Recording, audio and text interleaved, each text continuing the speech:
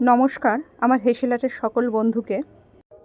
আজকে হেসেলহাটে নিয়ে এসেছি মোচা বাটা, সেটাও আবার সম্পূর্ণ নিরামিষ পদ্ধতিতে। নিরামিষের দিনে এরকম একটা মোচা বাটা হলে কিন্তু আর কোনো পদ দরকারই লাগবে না।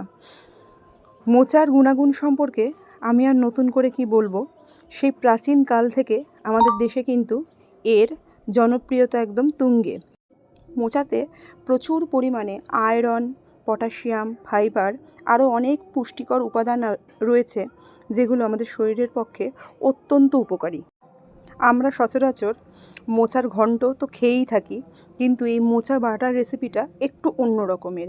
এর জন্য প্রথমেই মোচাটাকে কুচিয়ে নিয়েছি।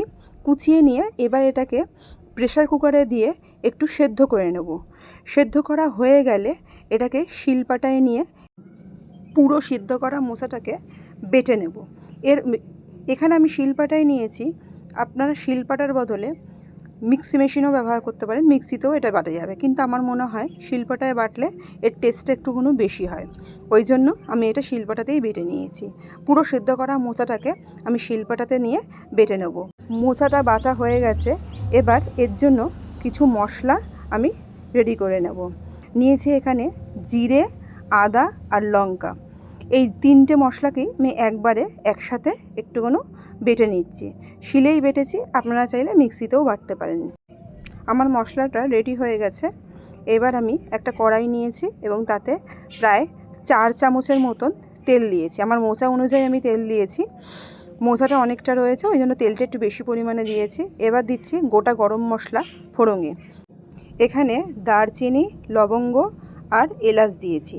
ফোড়নের একটু গন্ধ বেরালেই এবার আগে থেকে বাটা যে মোচাটা সেটা এর মধ্যে দিয়ে দেবো। দিয়ে পুরো ফোড়নের সাথে একটু ভালো করে মিশিয়ে নেব। পুরো জিনিসটা আমার মেশানো হয়ে গেছে। এবার আগে থেকে যে মশলাটা করে রেখেছিলাম আদা, জিরে, লঙ্কা, সেই পেস্টটাও আমি এখানে দিয়ে দিচ্ছি। এখানে মোচা অনুযায়ী আমার 2 চামচ মতো আদা, জিরে, লঙ্কা বাটা আমি এখানে দিয়েছি। এবার পুরো মশলার সাথে মোচাটাকে ভালো করে মিশিয়ে দেবো।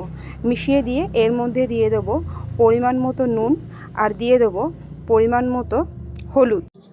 মশলা, নুন, হলুদ যা ছিল সবই দেওয়া হয়ে গেছে। এবার সমস্ত উপকরণগুলোকে একটু ভালো করে মিশিয়ে নিতে হবে। আর এখন শুধুমাত্র অপেক্ষা করতে হবে এই যে উপকরণগুলো দিলাম সেগুলোর কাঁচা গন্ধটা যাওয়া পর্যন্ত। এক্ষেত্রে গ্যাসের ফ্লেমটাকে আমি একদম মিডিয়ামে রেখেছি এবং মিডিয়ামে রেখে শুধুমাত্র নিচ থেকে নেড়ে যাচ্ছি। আমার রান্নাটা প্রায় হয়ে এসছে আর গন্ধটা কিন্তু মোটামুটি কাঁচা যে গন্ধটা মশলার সেটা চলে গেছে। এইবার আমি এর মধ্যে দিয়ে দেবো একটু পরিমাণ মতো, মোচা অনুযায়ী পরিমাণ মতো একটু মিষ্টি দেব। আমি এখানে 1 চামচের একটু বেশি মিষ্টি দিয়েছি, তার কারণ এই রান্নাটা আমার অন্তত একটু মিষ্টি মিষ্টি খেতে ভালো লাগে। খুব বেশি না, হালকা একটা মিষ্টি ভাব কিন্তু যখন খাবো তখন লাগবে। এবার দিয়ে দেবো 1/2 চামচ মতো গরম মশলা গুঁড়ো আর দেব 1 চামচ মতো ঘি।